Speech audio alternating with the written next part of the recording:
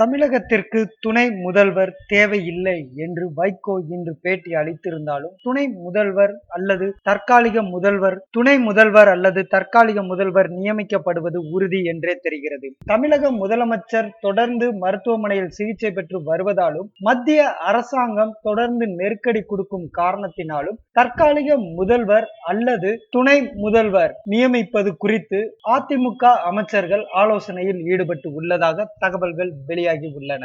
தற்காலிக முதல்வர் பதவிக்கு யாரும் எதிர்பாராத விதமாக பண்ருட்டி ராமச்சந்திரன் பெயரும் பொன்னையன் பெயரும் அதிகம் அடிபடுகின்றன. மேலும் தம்பித்துரை பெயரும் இதில் அடிபடுகிறது. ஓ பன்னீர்செல்வம் மற்றும் எடப்பாடி பழனிசாமி இவர்கள் தற்காலிக முதல்வராக அல்லது துணை முதல்வராக நியமிக்கப்பட வாய்ப்பு இல்லை என்றே அதிமுக வட்டாரங்கள் தெரிவிக்கின்றன. பண்ருட்டி ராமச்சந்திரன், பொன்னையன் இவர்களுக்கு அதிக வாய்ப்பு இருப்பதாகவும், அதே நேரத்தில் தம்பித்துரை உடனடியாக முதல்வர் பதவியை ஏற்க முடியாத நிலை இருப்பதால் இவர் இந்த விவாதத்தில் 3வது இடத்தில் இருப்பதாகவும் அதிமுக வட்டாரங்கள் தெரிவிக்கின்றன.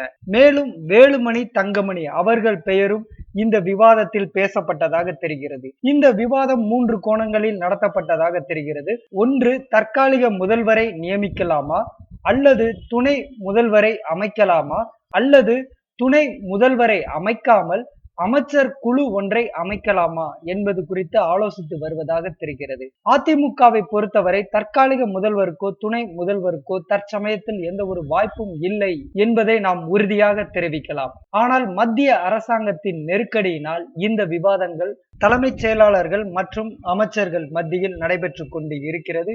இறுதியாக என்ன முடிவு எடுப்பார்கள் என்றால் அமைச்சர் குழு ஒன்றை அமைக்கலாம் என்பதே இவர்களின் இறுதி முடிவாக இருக்கும் என்பது நமது கணிப்பு.